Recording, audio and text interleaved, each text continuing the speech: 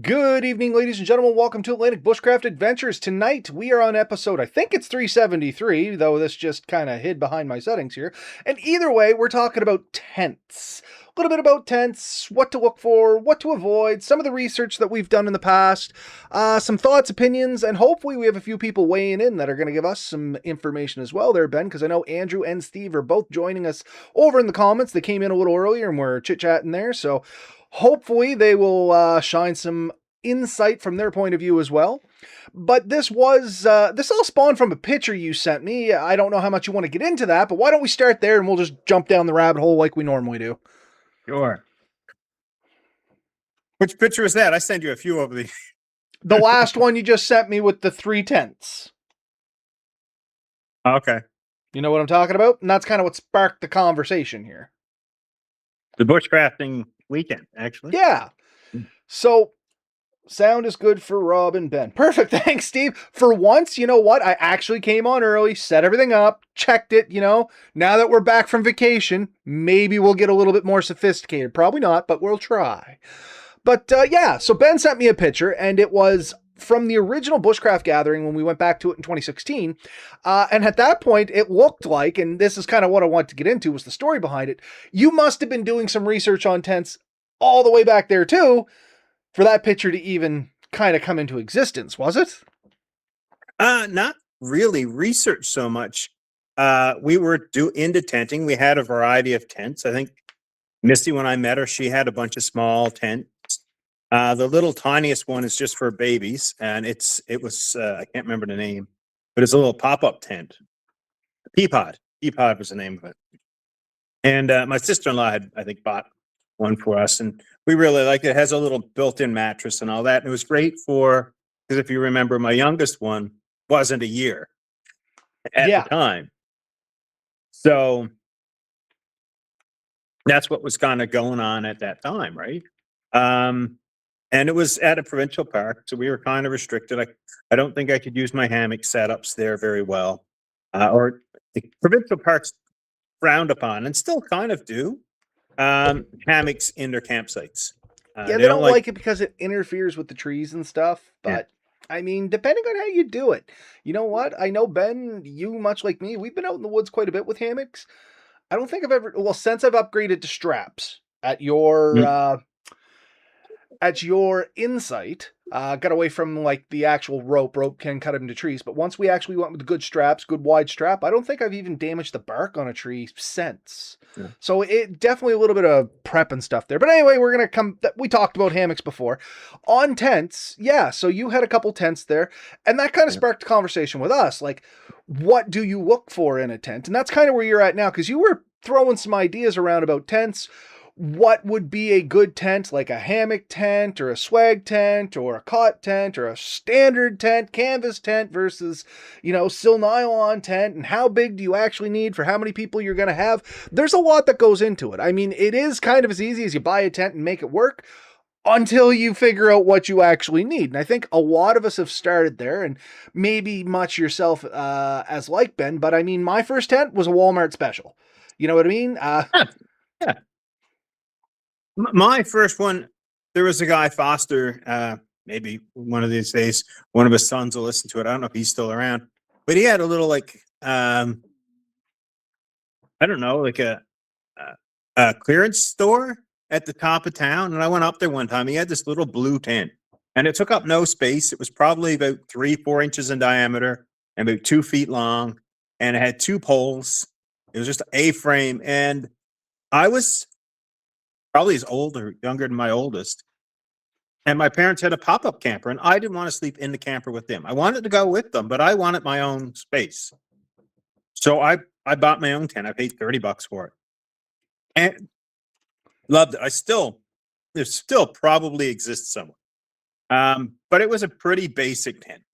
It had it's a triangle at the top, and I camped in that with a whole bunch of people. I did a ton of things in it. I absolutely loved that tent. One day, I think I went to use it, and my mother had borrowed the poles from it, and she probably threw it. Never really found their way back, as tents tend to do. Parts disappear or break over time. Yeah. Now, much the same. My first one, like Steve's talking about down here, he has a $60 Walmart 2-man tent. Mine was much like yours. I think it was like a $40 3-person tent that I bought. And it was the first tent I owned, like, 100% mine. Not that my parents bought or a family tent. That was my tent. And funny enough, I bought it for one of the first dates that Melissa and I went on. Up until that point, I just went into the woods and slept in whatever, under the stairs, under a tarp, whatever the case may be. Didn't Yeah. really bother with a tent. But we were dating, and I'm like, well, she's not going to want to sleep on the ground. So I went out and I splurged. I bought this nice tent, nice, quote unquote. I bought an air mattress. I bought one of those great big air pumps. Like, I went to the nines, or what I thought was on the nines, only to realize now with the experience and stuff, it's kind of like all entry level stuff. But for me at the time, Yeah. it was like the Taj Mahal of tents. You know what I mean? Like, one, it's a tent that's closed on 4 sides. Bugs can't get in. I'm on an air mattress. Like, it was like staying at the Hilton Hotel. You know what I mean? It was great. And that's what a lot of people's first experiences are with a tent if they're used to just sleeping under the stars or under a tarp. And that is one of the things that when I was younger, I guess, not so much now that I'm older, I enjoyed a tent over a hammock simply because you could bring the air mattress, providing you had the room and you were willing to carry it. You were completely closed in. You could take the rain fly off and get that open air, still get lots of air movement, no bugs, things like that is great. As we moved on, I learned you could get hammocks that do the exact same thing with a, story for another time. But it is a good thing where a lot of people start off. You know what I mean? So, what should we look for in a tent? And before we get down the road on that, why don't we talk about a couple of the different types of tents? Because I think that's the first place to start on this, anyways. What kind of tent are you actually looking for? Because not all tents are created equal, and not all tents serve the same function. So, coming from a guy who has probably a dozen tents, I got about and a 5 list now, so. and a list of other tents I would buy tomorrow if I had the funds to just if I had tent funds. I don't have any more tent funds. There's no funds in the tent fund bucket right now. It is empty. And there are other funds that need money. So no new money is going into the tent fund. But there is a plethora of tents out there and ones with that meet the needs. And I heard somebody the other day on TikTok or YouTube or one of these things, and they said something along the lines, there's a difference between like the mech camping and Canadian Tire camping. And they said they were Canadian Tire campers. And they're like, the tent you buy at Canadian Tire or Walmart is meant for 90% of the weather you're going to ever come across in the summer months. And that means it's not really great in extreme wind, extreme weather. It's pretty well a car camping thing. You're probably not carrying it. Like they come in big, heavy bags, sometimes with expansions because they never fit back in the bag. And then you go to mech, and it's a totally different thing. The tent is like a quarter of the size. It's virtually weightless. It's made of some space age material, and it can literally stand up to a hurricane in the middle of nowhere. But it's not necessarily comfortable. Not as comfortable as room when you can sit up in that you can do that, but it's a different trip. I mean, mech camping, or the average person who's shopping at mech, not the everyone, but the average person who's shopping at mech is looking for a different camping experience than the average person that's camping at Canadian Tire and Walmart. Now, I'm not dissing either one, and I'm not saying there's not overlap. There's a Venn diagram and there's an overlap. So don't get offended, anyone who's listening. But in general, it's different, right? Yeah, no, 100%. And that's a good point. And kind of getting back to the base of what I asked is, what are you doing with it? And that's the thing with mech tents. Like you said, generally the person they're going to attract is the person that's already done a little camping. They're looking to, next level or new experience it. They're going to spend more time in the woods, less in their tent. They're literally just looking for a place to kind of crash out and go to sleep. That's pretty much what you get from mech too. That's how they cut the size, the weight, and stuff like that. There's not a lot of luxury in the tent for standing up. Like, you're not going to buy a tent from mech that's going to be 6+ feet tall. There are exceptions, don't get me wrong, but generally they're going to be lower to the ground. They have shallower angles, that way the wind can go over them. They generally remind me of like pup tents, you know what I mean? They're like 1-2 person low to the ground. You kind of slide into them tents. They might have like an awning or an area there where you could set your bags and stuff, but they're generally pretty small. but like you said, they're fairly rugged. You know what I mean? They can take a lot more abuse than the Walmart one. Now, the Walmart one is kind of the family store. As you said, bigger tent, bigger footprint, bigger package, but you got that luxury of, I know one of the tents I have here is literally like 6'6" in the middle. Even you could stand up in the middle of it. You know what I mean? We have one. It's Coleman. I think we bought it at Costco.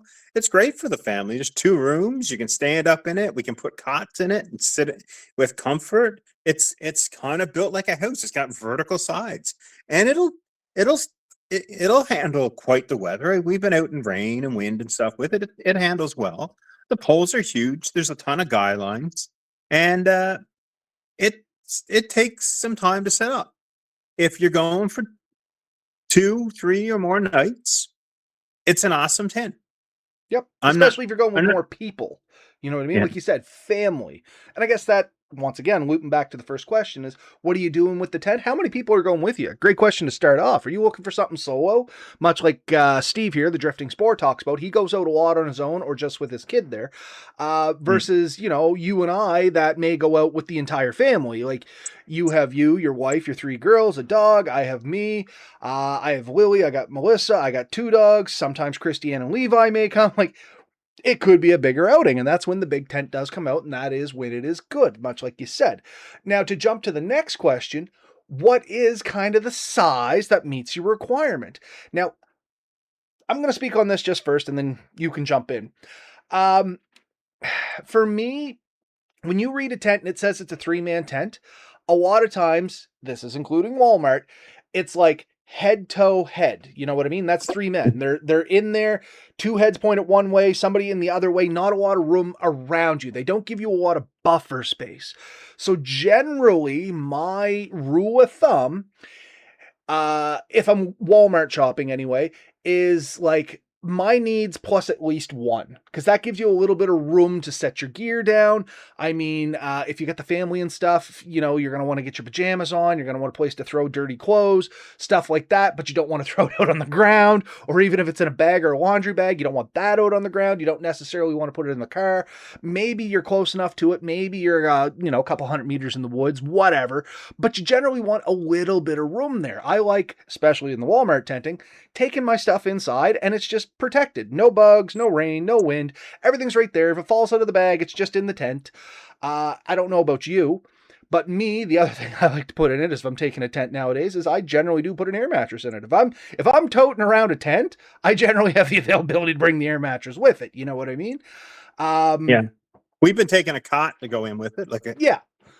And not a short one, like one that we can sit on and get up and in and out with ease. Because we like the comfort. My general rule is for every 2 people, you should have at least 3 spots. 3. You need at least a 3-man tent for 2 people. If you have 4 people, you want at least a 6-man tent. And so on and so forth. Because 2 people plus like a walkway or storage space. Plus, no offense, Robert, me and you, not We're one man. We're more well versed for cold weather. Well, I'm fluffy, but I'm also broad. I'm long. I'm lanky. No, we're bigger people. You know what I mean? Like I both of us at points in our lives have been over 300 pounds, and I'm still pretty close to that. You know what I mean? I'm not a small guy. No, and I mean, I've met other people, and I mean, what's considered like an adult size varies a lot, and they choose someone average. So if you're pushing, you're over 6 feet or you're over 200 pounds, then maybe you're not one man. Not like it's probably set for like 170 at 5'8". Yeah, I was gonna say, I think the average 5'10", 185. American average. That is not European average, by the way. That's American average. So, but tent makers want to make it sound good, so they always go with like the minimum. It's like some of the parking lots we pull into. There is 25 parking spots, but if you're driving a full-size pickup, you're not going to open the doors. You know what I mean? Like if you're driving a smart car, it feels luxurious, and that's what you have to consider. Also, how much room? Like for me, the general rule is where am I camping and how am I getting there? Because if I'm taking a car or a truck and I'm camping within a few hundred feet of that vehicle, then size and weight don't matter. You know, No. like as long as I can fit it in a vehicle, I'm considering it. If I have to canoe it, if I have to portage it, if I have to hike with it, if I have to stick it on the back of a motorcycle, I'm getting different thought processes happening here, right? And I'm looking for like the least bulk and ideally the least weight. And that's a fight. We always fight with bulk and weight. Sometimes you're going to get low weight, but it's bulky. It just doesn't pack down. So you're looking for that. This is where the mech comes in. Yes, they're 5 to 10 times more expensive sometimes. And you're like, hey, I can buy a tent at Walmart for 40 to $6 to $100, and you're not finding much in mech for under 400. You know what I mean? Oh yeah, I So was gonna say the first tent I bought at Mech. Yeah, it was over 4. I think it was 425, something like that, and it was only a little yeah, 2-person tent. yeah, and I mean, you compare it apples to apples. Size, convenience. The Walmart Canadian Tire one seems to win until you actually set it up and realize that other one takes more time to set up, needs a bit more strategic location. The mech ones are generally more or less self-standing. You really don't have to peg them down half the time. Like I've seen them set up on solid rock where your Canadian Tire Walmart ones oftentimes won't reliably set up on without bagging them down. You know what I mean? And that's the thing. The Canadian Tire Walmart ones, I find the quality is generally subpar compared to Mech, where you set them up. Apples to apples, I could drop the Mech tent and not worry about the bottom being chafed or torn or something like that. Versus with the Walmart ones, I'm almost always bringing some sort of ground sheet, even if it's like a dollar store tarp or something to give it at least a scuff pad. You know what I mean? So that's another thing to consider when you're looking at what tent do you want is where are you going with it? If you're going to be doing like camping parks and stuff like that, probably not going to be that far from the car, as Ben was saying. You can pretty much get what you want because you don't have to worry about carrying it that far. But if you're like, oh no, I want to do like 14-kilometer hikes and then I want to set up camp, do you really want to carry a 6-person tent in your back? You know what I mean? So now it starts mattering about that size and material and stuff like that. So we talked about size, we talked a little bit about materials, what is it going to be made out of to kind of stand up? And I guess just to finish up on that thought, like the ones you get from Waterproofing? Canadian Tire and Walmart are going to be kind of like nylon. You know what I mean? They're going to be a nylon tent to some degree. Mech, you might Polyester or nylon?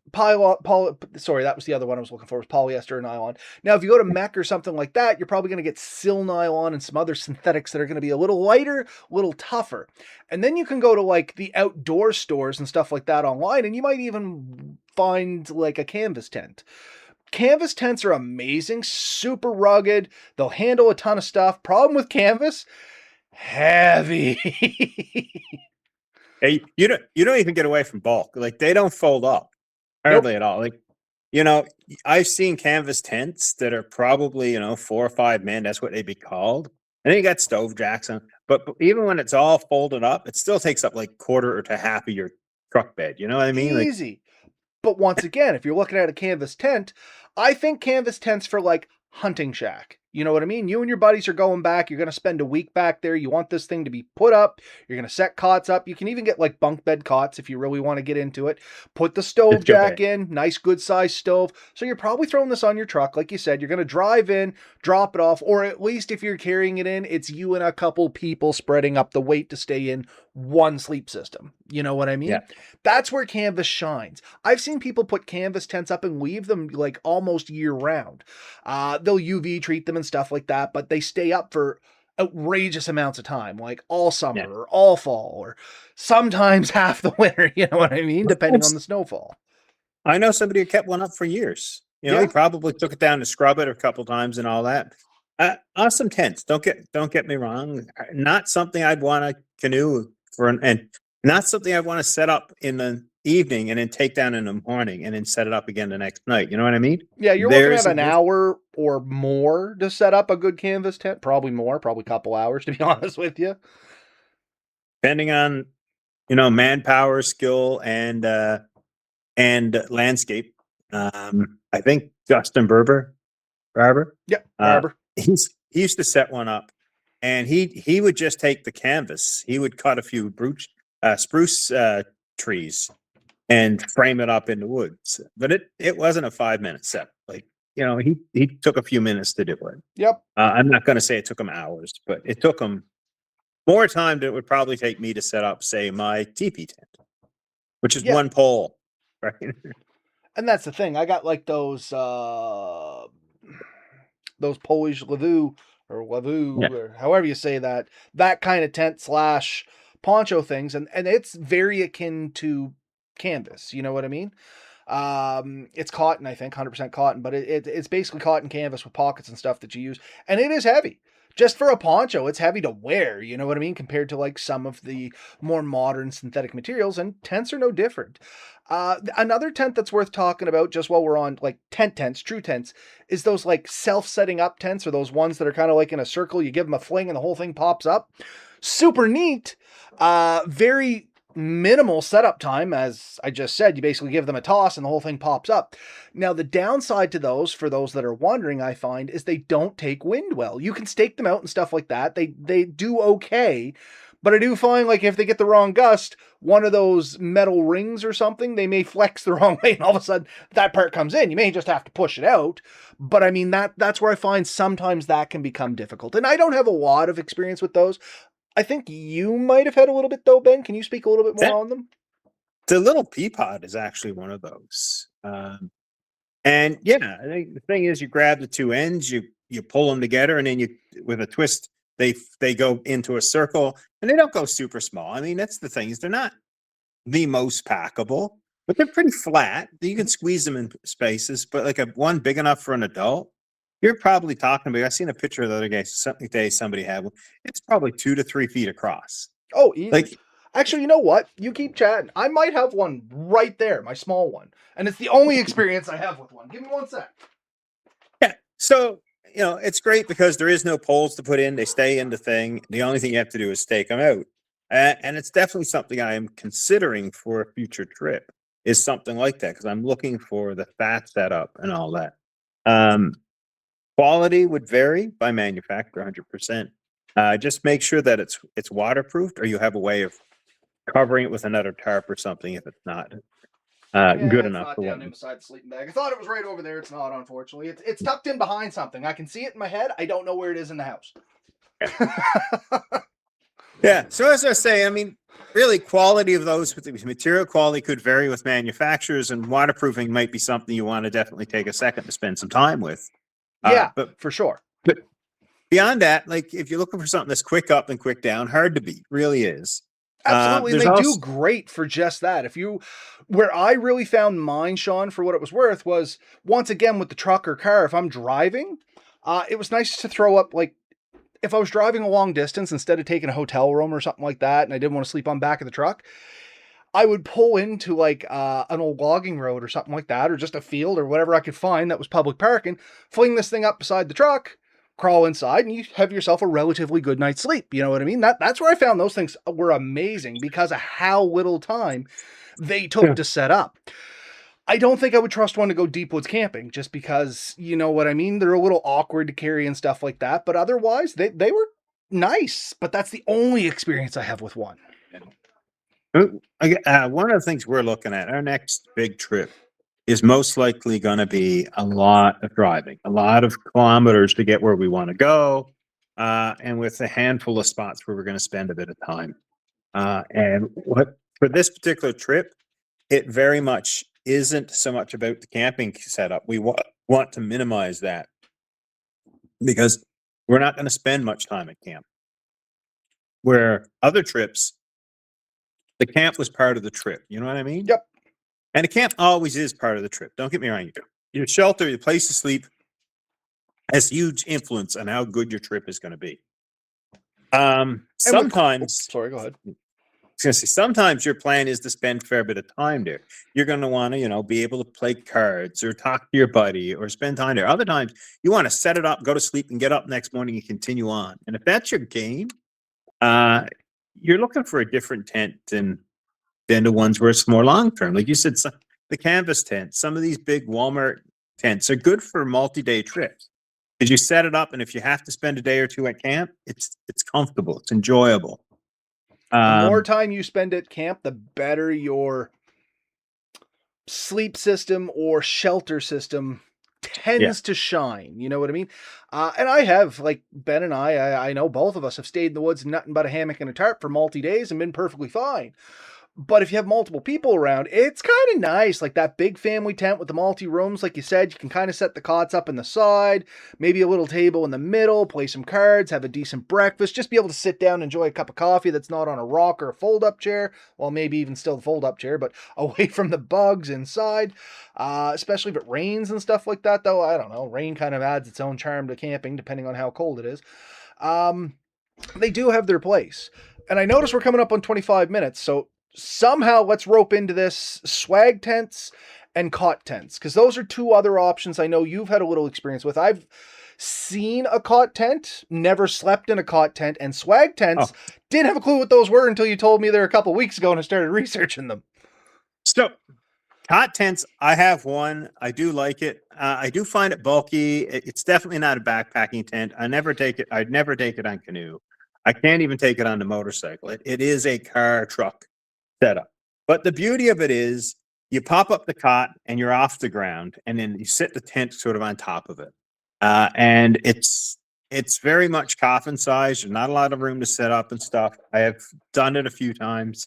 It is comfortable. You're off the ground. It's pretty good surface. Throw a small air mattress in there, and you're sitting pretty.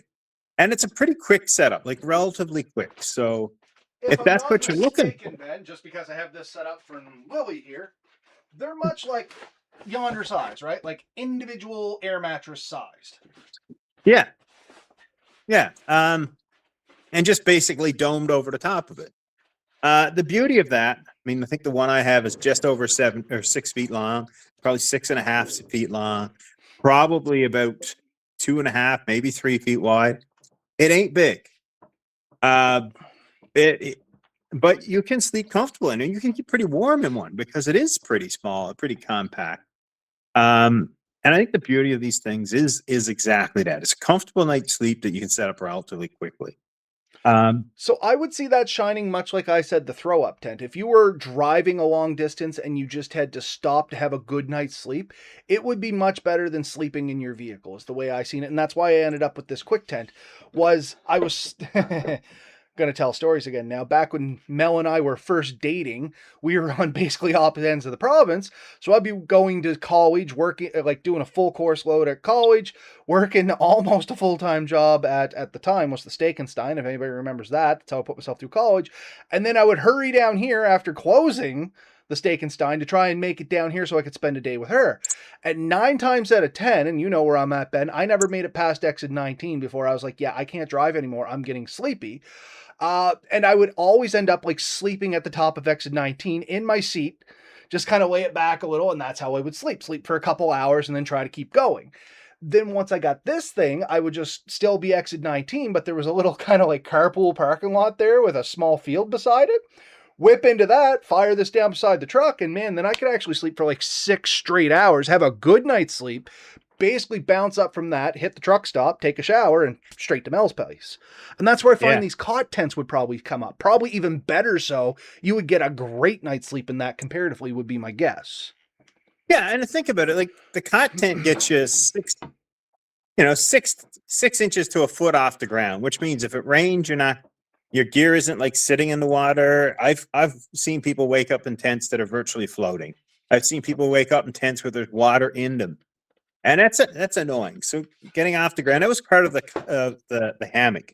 The problem with the hammock tent, and we'll just is if you don't have any trees, you're not setting it up, not easily, or you're dragging around some apparatus to be able to do it. So there's the downside.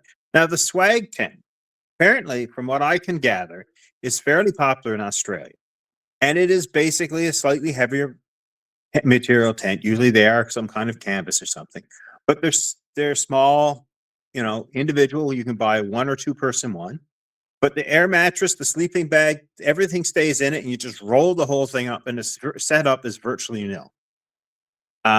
So it's quick and easy, but it's much more like a tent, but less setup because you can leave everything in it, kind of.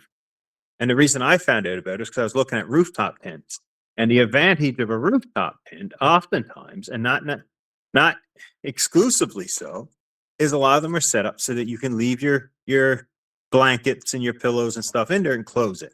So when you park, you set it up, you do your thing, you close it, and you go on. It's quick, it's easy, it's convenient. Swag is kind of like that, but you just have to have a spot on the ground to set it up, or a flat spot. I mean, potentially if the back of your truck's big enough, you could do it back there. So we did talk rooftop tent there. One of the downfalls to rooftop tents that I found, because I have a Ford Ranger, I've talked about that before. When they first came out, they made a whole bunch of accessories, rooftop tent being one of them. Wouldn't hold mine and Melissa's weight with any kind of gear or anything like that. You know what I mean? They just weren't that stable. And I do know not all rooftop tents are created equal, but if you're looking at something like that, it is definitely something you want to check into, because I almost pulled the trigger on one and they're like $2,000. And then I went to an open show, like up here in Halifax. They do like the outdoor show. They had one there. And I'm looking at this rickety ladder going, okay, I don't know if that's going to support me. And they're like, oh no, climb up in there. You'll be fine. I don't think they thought I was as heavy as I was. And when I went up this ladder, it flexed so hard. They were kind of like, oh, yeah, okay, maybe not so good. And they're like, well, keep going, hop in, see what happens. And then when I get up there, literally just trying to get into it, like to move around to lay down, the whole thing was shifting so much. They're like, okay, no, you better come out of there. And I'm like, well, what happens if I get two people up here that are this size? And they're like, yeah, it's not going to do that. And that kind of turned me off specifically for Ford's version. Now you can get some other versions that are much better built, but much higher costs as well. I could have got it thrown in with the truck is the whole idea that I was going to get, but then I couldn't pull the trigger on it because it wasn't going to do what I wanted to. Sweet setup, no good to me because it wasn't built heavy enough. I've seriously looked into it. It's still not out of the realm of possibility. My problem, the few problems I have with rooftop tent. One is if anything happens and you need to get out of there quick, you have to take the tent down to travel. So my basic statement is your vehicle is virtually immobilized while it's set up. Yeah. And that's another off thing about that. Like, you know what I mean? If you want to have a camp and a drive, because in a lot of instances, take the Nova Scotia Bushcraft gathering there in 2016, you want to set up your camp and then maybe you want it to run up the road because we were only like, what, 25 minutes out of Halifax or something? And a lot of people left, ran in, got supplies, came back. Rooftop camp, you ain't doing that unless you tear the whole thing down, pack yourself up, and off you go. So that is definitely something to consider about that. Now, Steve just said something here. I've seen this historic swagman roll. It's like a bedroll in a basket with a shoulder strap. You would get in the bedroll and your head went into the basket, used in Australia. So yeah, that's like the classic or old school historic swagman roll. They are a little bit more modern now, like Ben was saying. From the research I did, much the same, you roll them up, but once they kind of on roll, they do kind of have a little bit of area above them, but not much. I mean, they're pretty much still slide in. Yeah. So they're interesting. I think there's somewhere because you can buy the swag one that goes on top of a cot. So essentially, it's very similar to a cot tent in that regard. They are kind of neat. I looked at a bunch of them. I do kind of like the concept. We were looking for something that didn't take up much more footprint than what our truck does now. But unfortunately, if you don't want to raise above the height, because I only have a 5'8" box, it means that I have to have something that folds out to the side. Like it all has its consideration. And then like if you got something that's like the top of my truck is just shy of 7 feet. And I'm not saying that to brag. I'm saying that like, that's the issue, right? Like I think it's 6'6" or something. So that means where I live, I oftentimes have to park in places with a 7-foot ceiling. Yep. So I have to worry about my headroom. But also, if I have to climb into something that's 7 feet off the air, what happens if I trip going up or down? Or fall getting out of it, you know what I mean? Like, these are all things to consider, like serious concerns that I have because things happen. I don't know if anyone knows this about me, but I think everyone who's ever met me should know this. I have the most sensitive feet in the world. I love that dead silence. I know what was happening. Yeah, no, she was offering food. Oh, I can't okay, walk not across. what I thought then. I could not walk across like bare ground barefoot. Like if I had to do like the show like Naked and Afraid, the first thing I would do is find a tree and make footwear. I'd rip bark off. I'd wrap my feet in something so I could continue on and get to the rest of the fight. Like now, Melissa's the sheer opposite of that. She loves to be barefoot in the woods. And there is a whole bunch of grounding stuff that actually comes good with it. And depending on how, what you follow and what you believe in, there's literal grounding, like, negative ionization connecting to the earth and stuff like that. It's not bad for you. But I'm much like you. I don't like bare things on my feet. I'm very particular about my feet. I keep them very clean, very good working order because I've had bad feet.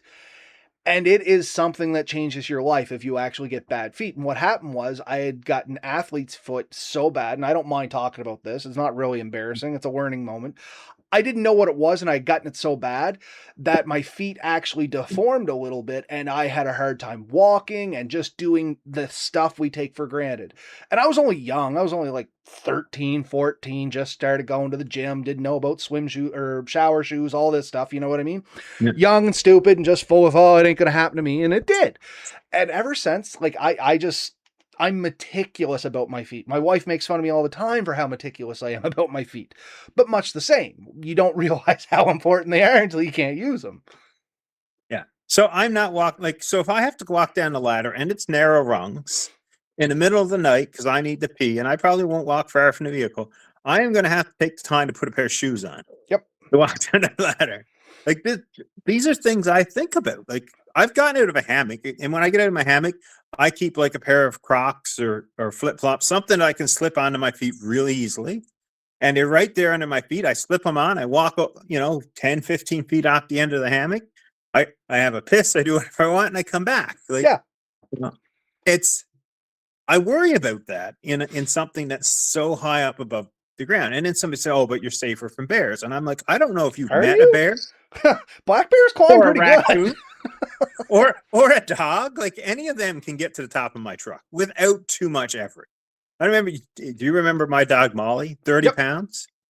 She cleared a closed tailgate on F-150. Oh, like just cleared those little dogs. They're springy dogs. Like this one of Mel's, this wire terrier. Yeah. That thing can jump like up to eye level with me. Yeah. So if that dog decided it had to get into the back of a truck or onto a roof of a truck, it is just a matter of time. Absolutely. And just because we're at 37 minutes, a couple other options that people may consider, and I have a little experience with, and you may as well, Ben. If you do have a truck and you're going to be doing that kind of camping, like traveling with your truck, two other options you have available to you is you can actually get in-back tents. They just literally go to the back of your truck. They all strap down. It's basically a tent, gets you up off the ground. Great idea. You can even get like add-ons that give you awnings or a whole other screen room that sits off the tailgate and gives you a ton of room. But much like the rooftop tent, you got to take everything down to go anywhere. You know what I mean? Or the other option, which I had a ton of experience with when I was working for Natural Resources, this is how I stayed 90% of the time, was literally a cap on back of your truck that closes in with an air mattress in it. And if you want to go down that road, though he's not with us here tonight, I strongly suggest you jump on Danny's channel, Red Sand Adventures. He had a little Toyota Tacoma, and he built an entire sleep system around this truck, and it was super bougie compared to what I did. I just had the cap with a air mattress that leaked thrown in back, and that's how I slept, because when we were fighting fires, there was a good amount of time that we would come back, it would be dark, we had to restock the fire truck, get everything going, and then I still lived an hour and a half from work, so I had to drive an hour and a half home, then an hour and a half back. We're only going to get maybe 4 or 5 hours sleep anyway. You take 3 hours of travel time out of that, you can't function on 2 hours of sleep. So a lot of time I literally just crawled into the back of the truck, and that's where I stayed. When I had the old Ford Explorer, and the old Ranger, both, I just carried an air mattress in back when I was working for Natural Resources, and 99% of the time, I just slept in the parking lot at work. We had a shower, I'd go inside, get cleaned up, carried some spare clothes in the truck, crawl in, go to sleep. A couple of my fire crew that were with me at the time, they were nice enough, they'd usually bring me some breakfast in the morning. I would get up a little earlier, get everything ready to go, so it would save them time. They gave me breakfast, we'd hit the truck, and off we'd go. And I loved that system. The benefit of that, for what it's worth, is wherever you can get the truck with the cap on it, everything's in back and ready to go. You just drop the tailgate, crawl in, pull the tailgate up, close the top down. Don't latch it from the inside, of course. And you could sleep. and it was cozy, watertight. Mine had the pass through, so you could open the 2 windows and you could be right into the cab. So if you want to turn it on accessory and listen to the radio or something for a few minutes, it was all good. Or if you had a cigarette lighter LED light, didn't have LED lights back at my time, but if you have it now, you could turn it on for a little bit. We had the old 12-volt light bulbs. And those did not last long on batteries. I learned that a couple times. So much so that I started carrying a second battery in the back seat just for lights and stuff. But yeah, you can do a lot of stuff there. Like Trevor 85, they're saying he insulated his. And if you talk to Danny, like he literally insulated it, put a stove in it, put a bed in it, had tons of storage. I think it has a small sink. He had a whole power system laid out in it. And that's what he did. He traveled with that, and that was his camper. And it worked great, and it's an amazing thing, but it's an investment. You have to have a truck, you have to have a cap. It has to be water sealed, not just roughly thrown on where water can come in. You got to get the air mattress. You have to be able to crawl in and out. It does have limitations, but it is a viable option. So canopy cap, whatever you want to call it. Yep. Some people call it truck camper because and there are truck campers too, right? Yeah. But yeah, those are an easy setup. I've also seen it done with a minivan. Yep. Especially the Dodge, because all the 2 back rows we used to stow and go.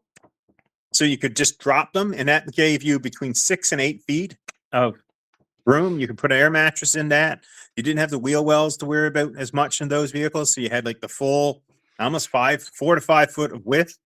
Yep. I mean, I had an old Dodge Caravan, much the same. They didn't fold stow and go. You had to pull the seats out. So I just pulled them out, fired them away.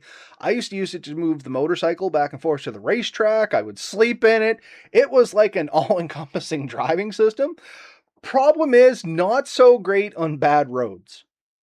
No, you don't have the original caravans, the Grand Caravans. They had decent clearance. Yep. They had decent tires and stuff. But you're right. I mean, it's a minivan. Now, I've seen minivans where there should not be minivans. I've seen minivans where there should not be trucks or ATVs. I've seen Honda Civics where there shouldn't be ATVs. You know the waterfall we went to? The guy that showed me where that was used to take his Honda Civic right to that little patch of grass right before the thing went down. No idea how he ever did it. I've been in the backwoods and I've seen cars, Cavaliers, Civics, cars that have no business down dirt roads. Yep. Let alone goat paths. Yep. And that's the way Earl was, man. This little Civic he had, he somehow rammed it through all those water holes and got it back there, and he traveled like that for a year, but neither here nor there. But yeah, that's some options, folks. What was your final thoughts there, Ben? We are at 42 minutes. No, that's, yeah. I mean, whatever you're doing, consider what you're doing, consider what you want to keep inside of it, what you want to do with it. So room for yourself and the equipment you want to have in it. How are you going to move it? Is it light enough? Is it packable enough for the trip you want to do? And then, does it make sense? Are you going to be comfortable for your trip? Each trip is a little bit unique, so you're probably going to always have trade-offs. Understand your trade-offs and be willing to accept them. Sometimes I have taken bigger tents where I probably shouldn't have, but I wanted the trade-off of the comfort and room for everyone that was going to be involved, right? Yep. So sometimes it's worth it. It's absolutely can be. The big thing is get out there and have fun with it. The best tent is the one you have. Exactly. You can make things work. I've seen little tents with so many tarps around them that they became big tents. You know what I mean? So I have seen expensive tents covered in tarps. I have seen cheap tents covered in tarps. I've seen people who believe if it's raining, there should be a tarp over top of your tent. I do not put tarps over my tent. I believe my tent should be able to handle that. And if it doesn't, my tent is going in the garbage. And it's not a good tent. I remember at the Bushcraft gathering, I went with the first night, 2 nights, I think, with the hammock. And then Melissa and Lily joined me, and we set the little tent up and brought the pop-up tent. And I don't mean like a pop-up sleep tent. I mean like those canopy tents with the big metal frames. And we jammed that in front of it to give us a place to sit in the shade. And at night, we just moved it over the tent, because the tent would fit under the whole thing. And it was more of just a room thing, so people didn't walk into it at night. But there are options for anything you want to do. Don't limit yourself by, I can only bring the little tent. No, man, bring the canopy tent. Bring everything that you want if you can get it there. If you can manage to handle the gear, the sky's the limit. If you're driving up, You can bring pretty much whatever you want as long as it's legal for where you're going. And the thing with all these is after that trip, you'll realize what worked and what didn't. And your next trip, you'll do it differently. Right? There's things Exactly. you'll say, I've seen people take chairs and say it was too much work. I didn't care. Like there was a picnic table or I sat in a vehicle or whatever. I didn't need the extra chair. It wasn't worth the effort. And I've seen other people take chair every time they go. Yep. I've seen people have to take a full Coleman stove. I've seen other people take a twig stove. I've seen people use alcohol stoves. None of them are wrong. Nope. Everybody Absolutely gets their preference. Yeah. Everyone is right. It's just not right for you. And find out what works for you and camp your own camp. 100%. Do your trip. And I think that's a great place to leave off. So, folks, we'll talk to you again next week. Hopefully, you folks learned something from this. If you have some judgments on tents or some words of wisdom, shoot us an email. Leave it in the comments. We love to share the information, and hopefully it'll help somebody else out. So, for me tonight, have a good night, folks. I don't.